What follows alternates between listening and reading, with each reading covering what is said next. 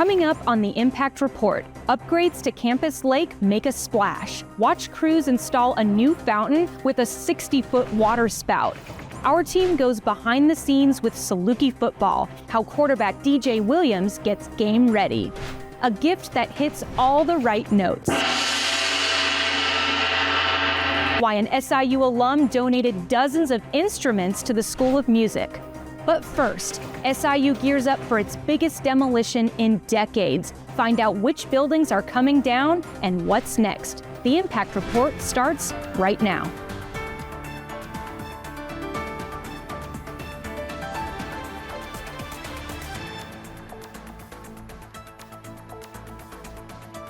Hello and welcome to the Impact Report, brought to you from WSIU Studios at Southern Illinois University. I'm your host, Anna Toomey. We're excited to share stories of impact and innovation happening right here on campus with you. We have lots to get to on the show today, starting with major demolition work happening on West Campus. The SIU Foundation has provided the university with a bridge loan to fund the demolition of multiple buildings on Old Greek Row and kickstart a proposal that would transform student housing. Crews have already started to clear out and tear down buildings. The plan is to eventually build new student housing. Check out these early renderings of a proposed Saluki Village. Saluki Village would provide a new home to nearly 900 students, as well as special interest housing. Our own Brittany Bateman is on West Campus with more on what to expect as demolition gets started. This is an exciting time for SIU. As you can see behind me, demolition has already begun on Old Greek Row. Over the next several weeks, the 6 buildings behind me will be coming down.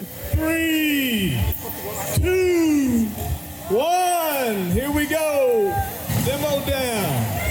People gathered to celebrate the demolition and share their memories of Old Greek Row during a recent event hosted by the SIU Foundation. Well, we wanted to show everyone out here deference because we know you had special moments in these buildings. The first buildings to go down will be Collier, Kaplan, Fulkerson, Tallman, Kesner, and Wakeland Halls. This is phase 1 of the project.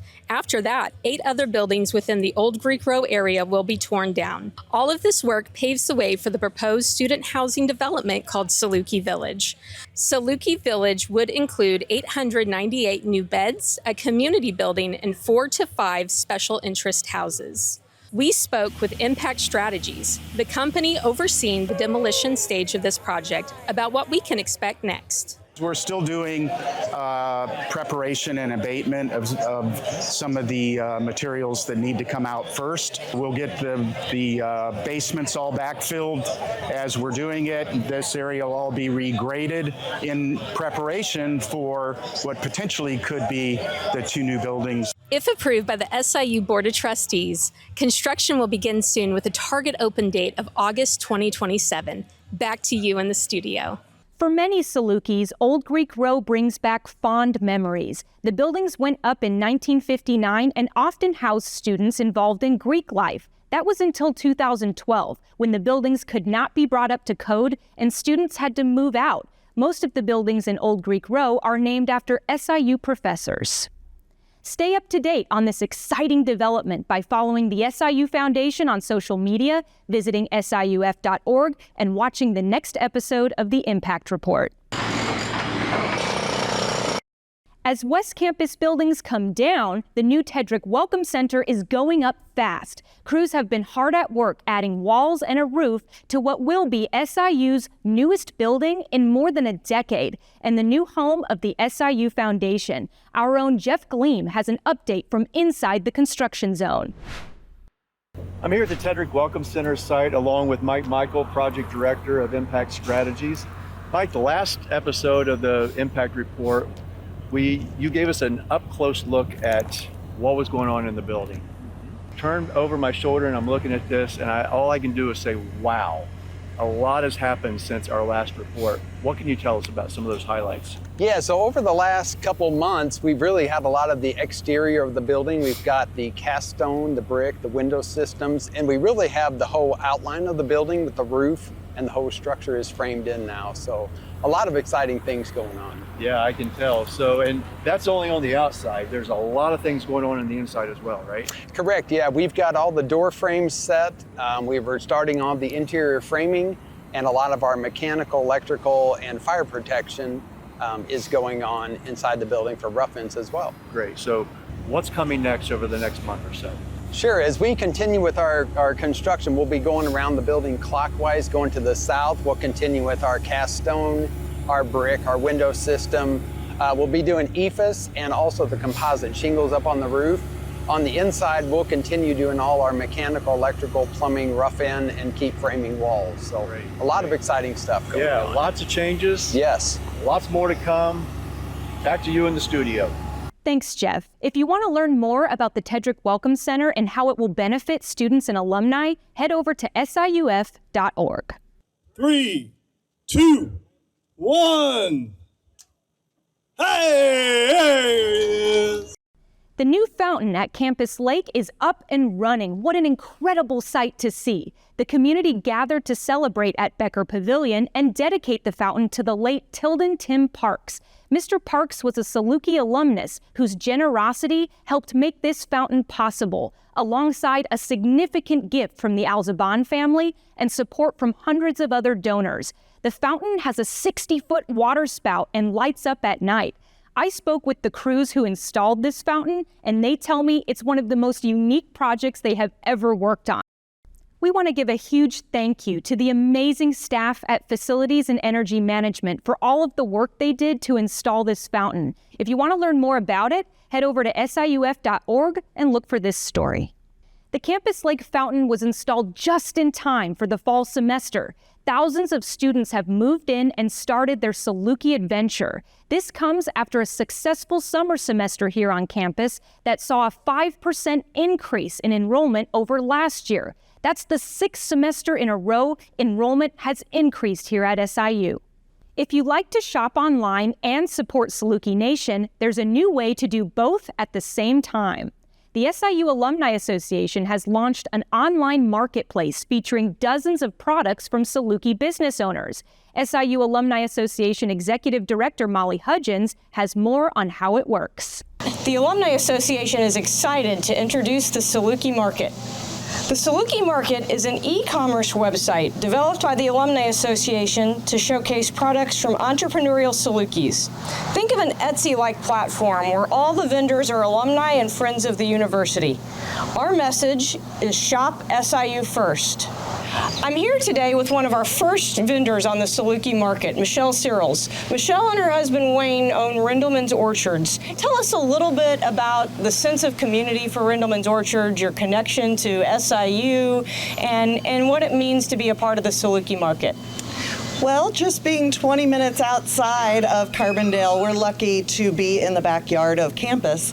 So we've always had alumni come in and visit us when they're back for homecoming and various events, but now we can ship items directly to them, and that's going to be a really wonderful opportunity for us to stay connected with all the alumni. What a great Saluki story. The Saluki Market is going to host a wide variety of products that will showcase such a great number of Saluki vendors. Let's go to another vendor now. From peaches to apparel, I'm here today in Carterville, Illinois at Eccentrics Boutique with Lauren Craig. Lauren is an SIU alum, and Lauren, talk to us a little bit about what it means to be part of the Saluki Market and this great network that is Saluki Nation.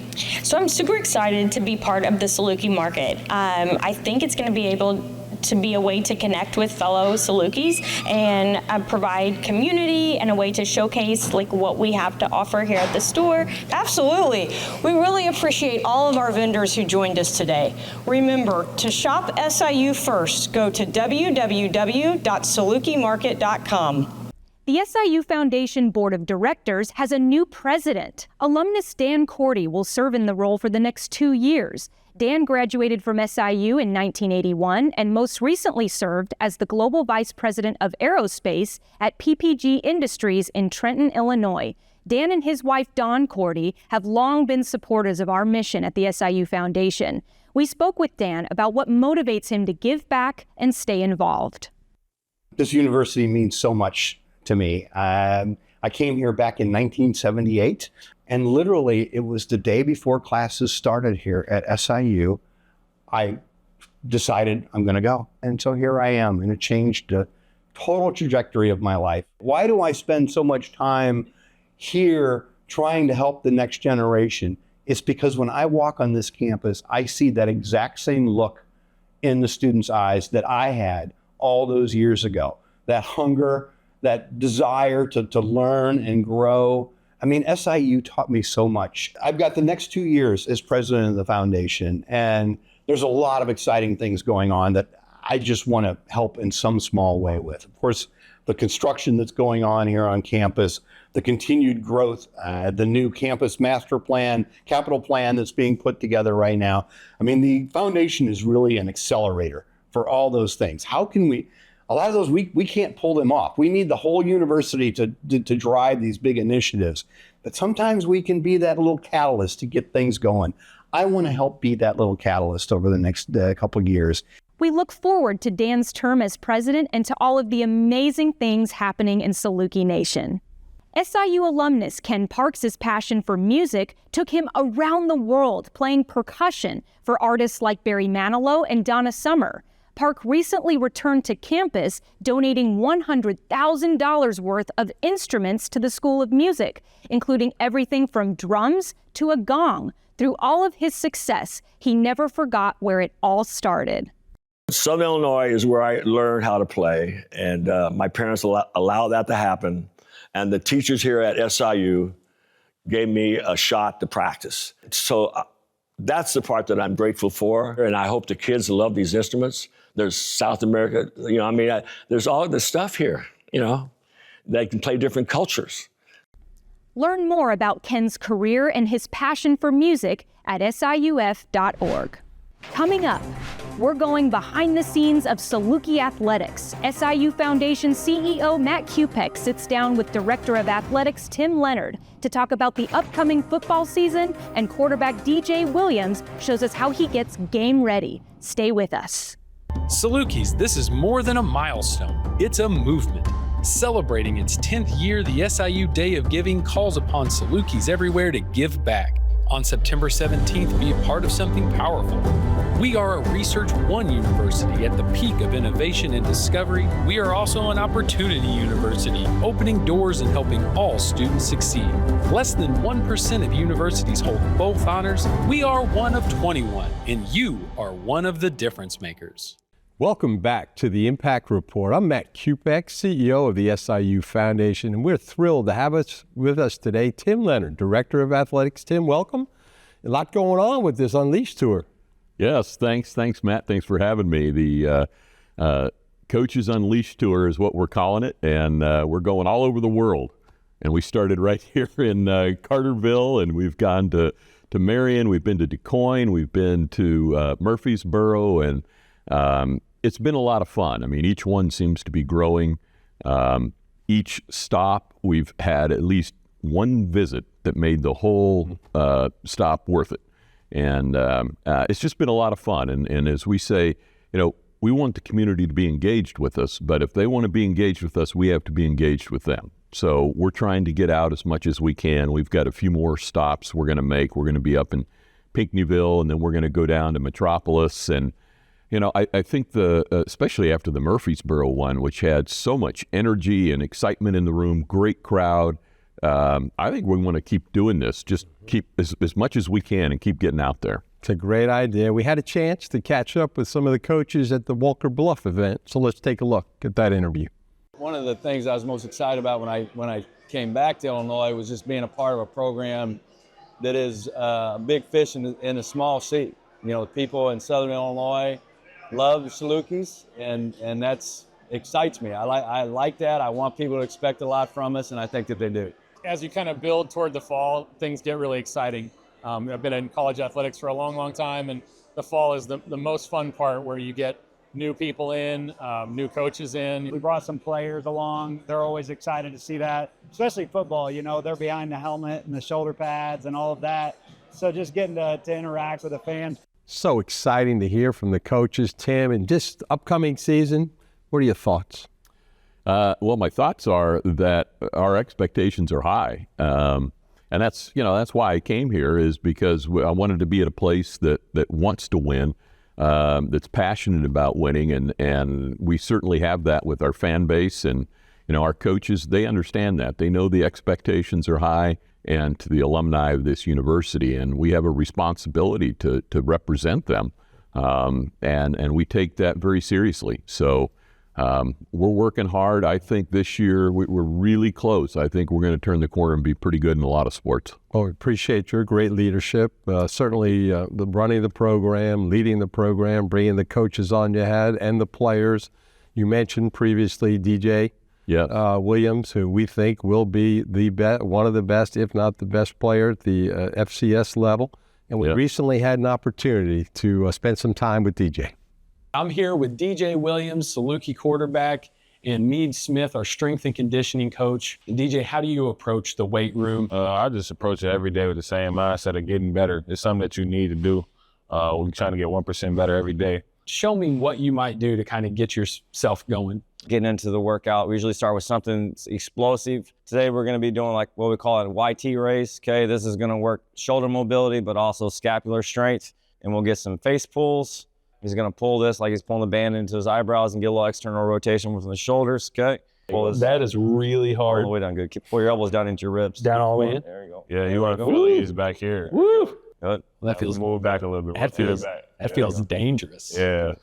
You just trying to go fast. Yeah. Try to keep that elbow behind. There you go. Yeah. Good. Woof. There you go. All right. Good. You're natural. We head from the weight room to the film room, where Coach Nick Hill is ready to talk football with me and his star quarterback. DJ's pretty special. Obviously, his talent speaks for itself, but just being able to work with him, and just his personality and his work ethic. The first way to teach is you got to put it on the board. They're going to be in the position meeting room, so you're going to be able to draw up the plays on paper. That's the start. One of our staple pass plays, we call it Rattler, so that's the play. When you first put in a play, we're going to say the personnel. It's DJ's job to come to the line of scrimmage, and the first thing he's going to tell the offensive line is what protection we're going to run on that play. How much studying does it take to be the quarterback of a team with an offensive set like this? It takes a lot of studying when you first get into it, but then plays like this come second nature. As a coach, you want to call plays that have answers no matter what the defense does. Are there moments in the game where the coach is called to play, snap comes, nobody's open? When do you make that decision? You're like, I got to go. It's usually every quarterback has like this time ticking in their head. Like you know when it's time to get out of there. But this all happens in about 3 seconds, right? This is happening fast, and it's happening even faster game speed. And everything has to feel like a game. Like day in and day out, practice should be harder than a game. After meeting with Coach Hill, DJ takes me to the fueling station where student athletes get the nutrition they require and introduces me to Alexandro Flores. So we have a lot of variety from everything we do. We don't just offer just quick snacks. We customize everything to their preference. So we can make shakes from like lean, maintain, and gain. And for DJ's, needs right now, maintain to make sure that he stays lean and mean, How important is nutrition to a high-level athlete? It's very important because what you eat and what you put in your body determines how your day gonna go. We make a quick stop in the locker room to grab a ball, and then I get to live out every young SIU fan's dream with a game of catch down on the field in Saluki Stadium. What's your favorite thing about being a Saluki? Just the fans that come out and support every game. Being just a blessing to the community. They are a blessing to me. They gave me a new home when I needed one. It's just good to be around these fans and just put on a show for them. We're going to run a play here in a minute. We're going to run the Rattler that we learned about from Coach Hill.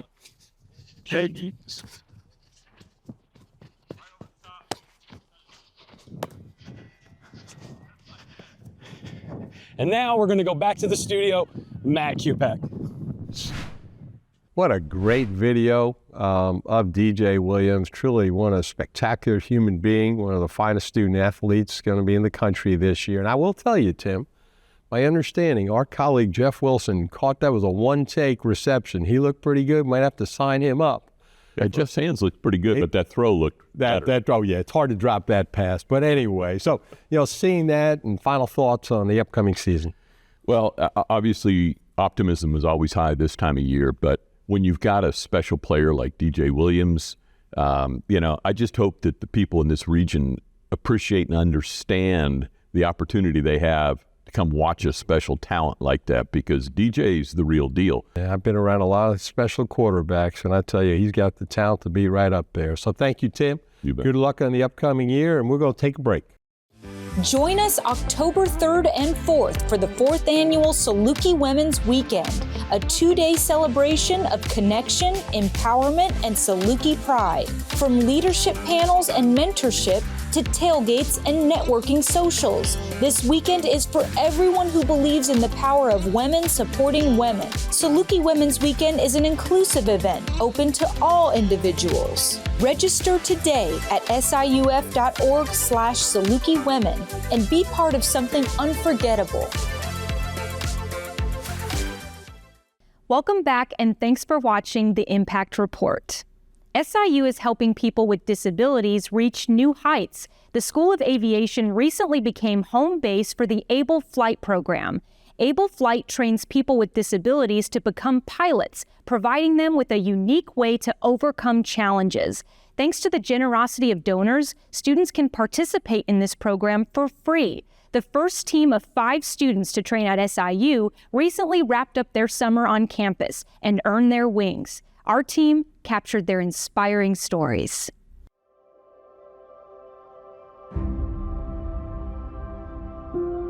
Able Flight is an aviation nonprofit, a scholarship organization that makes it possible for people with physical challenges, real physical disabilities, to become licensed pilots. This year, in 2025, one of the students that's training here at Southern Illinois will be our 100th pilot. The training pathway for becoming a pilot is the same for our pilots as for anyone else, with one big difference. We use adapted aircraft, and the airplane behind me has been adapted with special controls for people that don't have the use of their legs. I got shot 3 times. I was completely paralyzed from the breast level down. I was told I was never gonna walk again. When I think about being that close to losing my life, to flying a plane, I mean, somebody's looking out for me. 10.5 years ago, I was involved in a school shooting at FSU, Florida State University.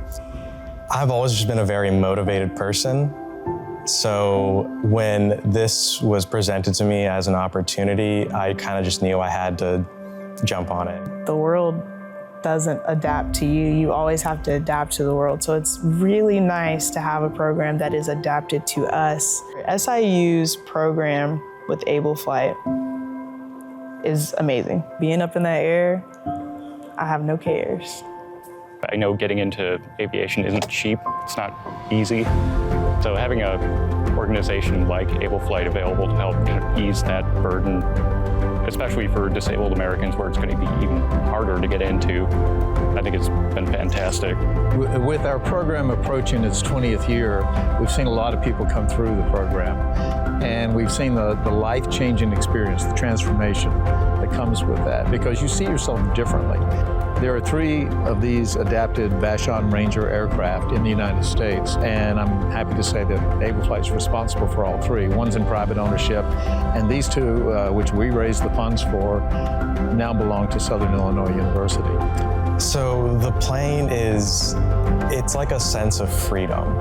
It's very addictive in a good way, because it's so challenging. It's you have to learn so many things. You have to keep up with so many things. It becomes a challenge, a personal challenge, a thing that fulfills you personally, but also becomes important like on a broader level. Because a lot of society, and disabled people are afraid to ask for you to make changes to things that would be very simple. Able Fly is catering to the idea, all right, we already accept you're disabled, and we have these aircraft that we've modified, and we think you can fly them. When we started looking for what we like to think of as the forever home of Able Flight, we looked at a lot of different universities that could do a very good job of teaching flight. But we wanted a program that welcomed our students, and made it feel like a home for our students. And that's what we found here. We like to say good to great, do good things and do it great, and that embodies what Able Flight does, and it seemed like a perfect merger, a perfect partnership for us. Their vision, the mission, the service really fits with what we stand for as an institution. So we couldn't be more thrilled about this partnership. This is truly incredible and freeing as someone who's confined to a wheelchair. I'm no longer aligning with just one part of me in life or one career, one opportunity. There's too many parts of me to explore. There's too many things out there that I can explore. Why limit myself? Most of the Able Flight students came from out of state, but by the end of their summer at SIU, they told us they'll always be Salukis. Able Flight recently announced a new initiative to establish a $1.5 million endowment through the SIU Foundation to help support the program for the long term. To learn more, look for this story at siuf.org. Coming up, a moment from this month in SIU history. Plus, Grey Dog is on the move. What's he up to this time? Stay with us.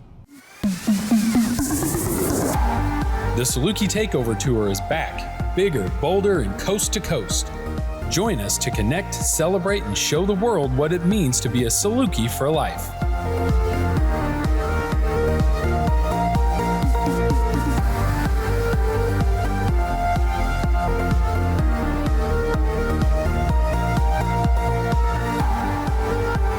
See you there, and go Dogs!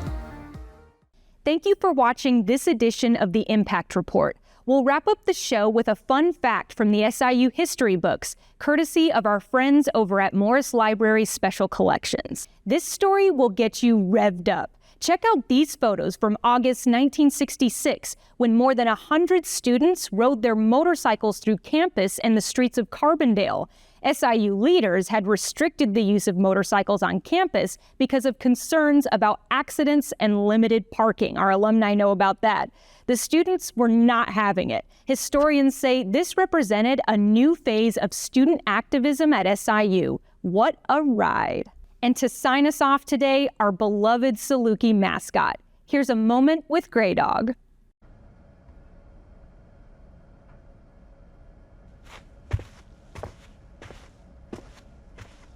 Thank you. It's very generous of you. He's one of our biggest supporters, but there's no way we can cash this.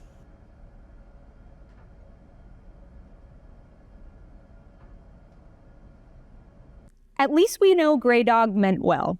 Well, that wraps up this edition of the Impact Report. You can find all of these stories and more at siuf.org. Also be sure to follow the SIU Foundation on social media. We'll air a new report once a month, and if you miss an episode, you can find it on the SIU Foundation's YouTube channel. Take care, and we'll see you next time. Go Dogs!